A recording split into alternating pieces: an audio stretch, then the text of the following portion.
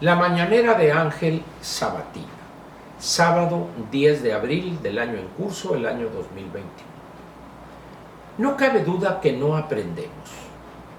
Podríamos intentar buscar explicaciones rebuscadas, raras, pero la conclusión al final sería lo mismo. No aprendemos. Es más, diría que no queremos aprender. Mire usted, las noticias, cuando las lee uno sobre México, por vía electrónica, que es a lo que tengo acceso hoy, están para llorar.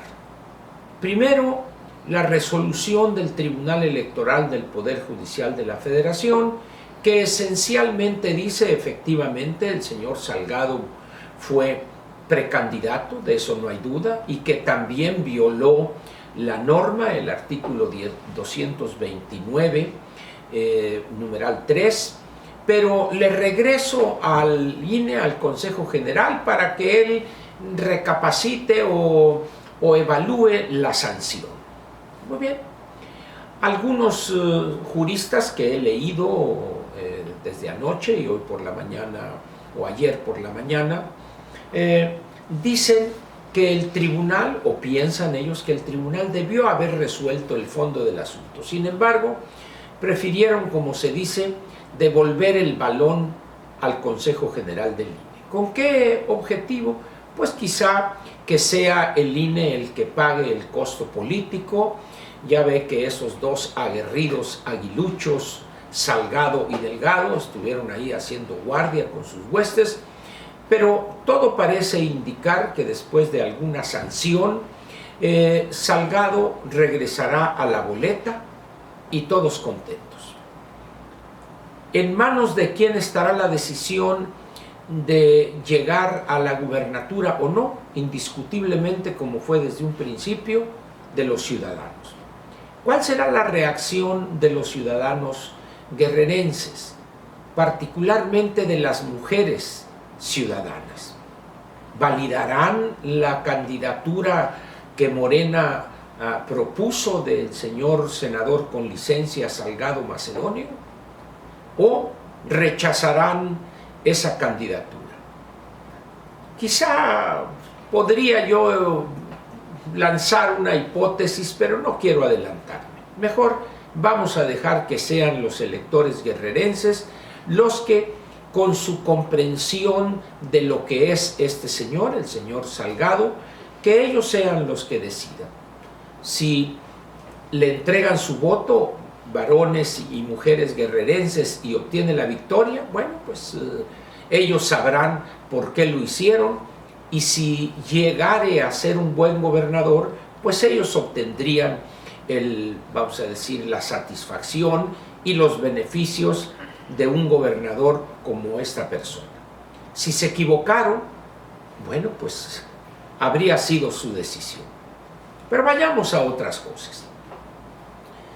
Yo creo que el tema hoy en nuestro país, y quizá durante varios meses, que va a ir más allá, este tema de la elección el 6 de junio, es el Programa Nacional de Vacunación. Hoy hay un problema dentro de ese gran tema que es la vacunación. La necedad o la soberbia del presidente para negarse a vacunar masivamente a todos los integrantes del sector salud, sea de carácter público o privado. Él dice en la mañanera ayer, bueno, dice que se esperen a una pregunta específica de un reportero. Y no voy a decir que se cancela o se pospone, alguna cosa así, porque entonces el Reforma mañana lo traería a 8 columnas, nomás le faltó decir. Yo creo que esas respuestas del presidente lo único que evidencian es su soberbia y su desprecio por un grupo importante de personas, de profesionales de la salud que están al servicio de los mexicanos en esta tragedia que es la pandemia. ¿Qué va a pasar también? Y esa es otra pregunta que se hacen algunos analistas, algunos opinantes. ¿Qué va a pasar con el personal académico y de apoyo en las escuelas privadas, de todos los niveles educativos, desde preescolar hasta el nivel superior. También van a tratarlos con ese desprecio del cual hace gala todos los días el presidente. La verdad es que el presidente y buena parte de los suyos no toman en cuenta que al margen de el carácter público o privado de las instituciones de educación, se está prestando de manera complementaria un servicio al Estado mexicano que no tiene capacidad de proporcionar. Vamos a suponer por un momento, si es que esto fuere viable, que todas las escuelas privadas cerraran como consecuencia de la negativa del presidente a vacunar a su personal. ¿Qué pasaría? Sería un desastre completo en el país y quienes sufrirían serían en primera instancia los estudiantes. Niños en preescolar, en primaria, jovencitos en secundaria, jóvenes en el nivel medio superior, el bachillerato, y también los que están en el nivel superior. Pero eso no le importa tampoco al presidente. Es un desprecio enfermizo, obsesivo que tiene el presidente en contra de todo lo que huela a sector privado. Dice uno, a ver, señor presidente, ¿en qué escuela estudia en este momento su joven hijo, el menor de sus 4 hijos, Jesús Ernesto? ¿En qué escuela está él? Él lo sabe perfectamente. Es una escuela privada. ¿A qué hospital acudió él cuando tuvo aquel incidente cardíaco? A un hospital privado. Es decir, es evidente que el presidente, en el momento en que le da que presenta esa situación cardíaca, es su familia la que toma la decisión, particularmente pienso que fue su señora esposa, y ella lo lleva a lo que consideró en ese momento la institución más adecuada para atenderlo y preservarle la vida. Creo que tomó la decisión correcta. Fue un hospital privado que tiene el prestigio de estar entre los 2 o 3 mejores hospitales o mejores instalaciones hospitalarias del país. Qué bueno que hizo ella eso, que tomó esa decisión. Y no tomó en consideración no, es que es una institución privada y ¿qué van a decir? No, en ese momento lo que importaba era salvarle la vida a quien estaba en peligro. Tomó pues su señora esposa, la esposa del presidente, tomó la decisión correcta.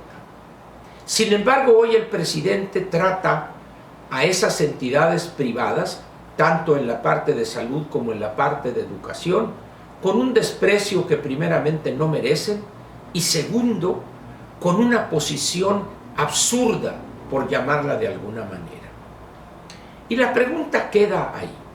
¿Por qué el presidente actúa así? ¿A qué se debe su rechazo? ¿Qué explica algo tan absurdo como lo que está haciendo hoy él? El problema evidente es la carencia de una logística adecuada para poder aplicar los millones de vacunas que tienen almacenadas.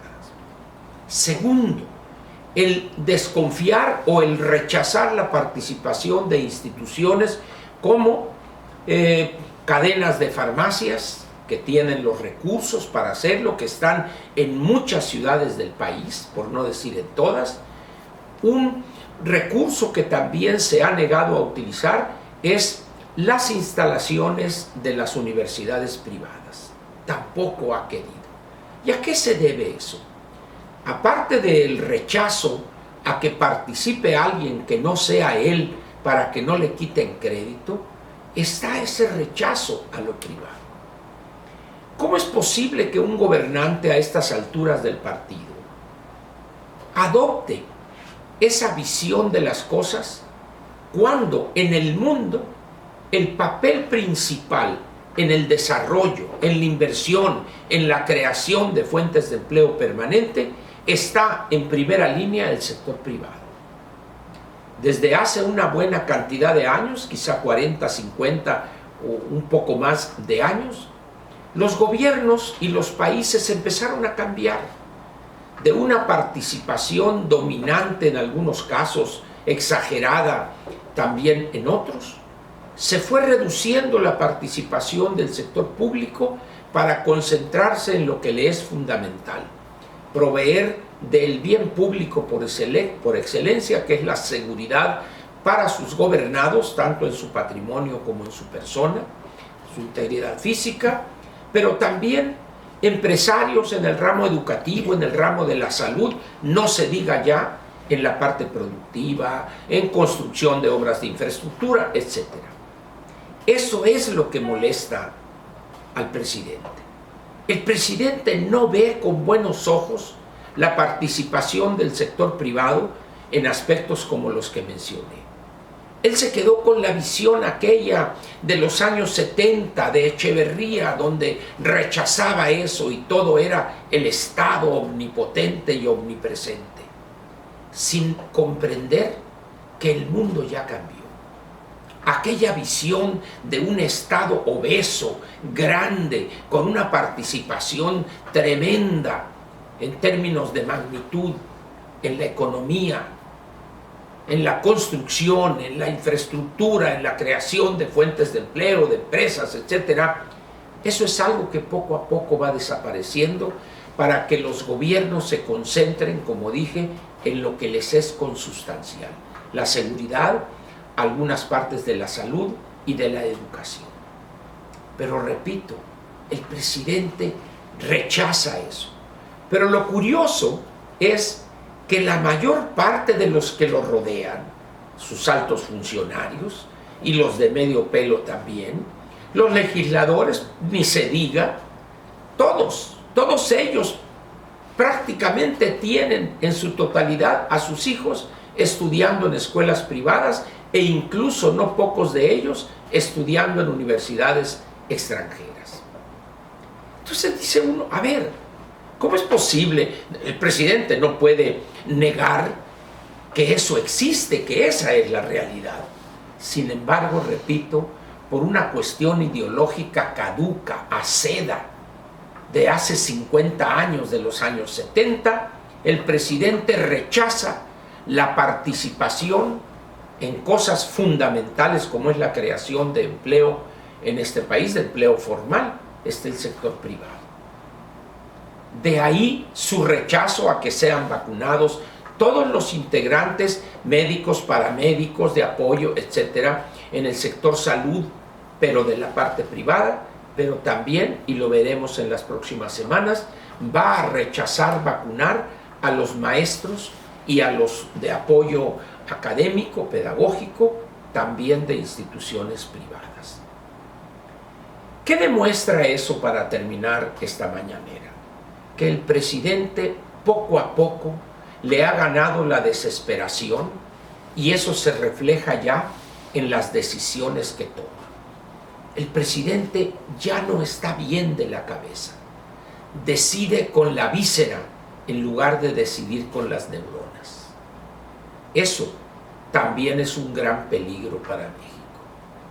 Bien le valdría al presidente reconsiderar esas decisiones que rayan en lo absurdo, por decirlo menos, que de unas semanas a la fecha ha tomado. Esto lo único que demuestra es que hoy el presidente es más débil que el 1 de diciembre del año 2018. No más fuerte. Es una mentira eso. Hoy el presidente es más débil que ayer y que anteayer, y mañana será más débil que hoy. Muchas gracias por su atención y lo espero mañana en la Dominical. Aquí nos vemos. Gracias.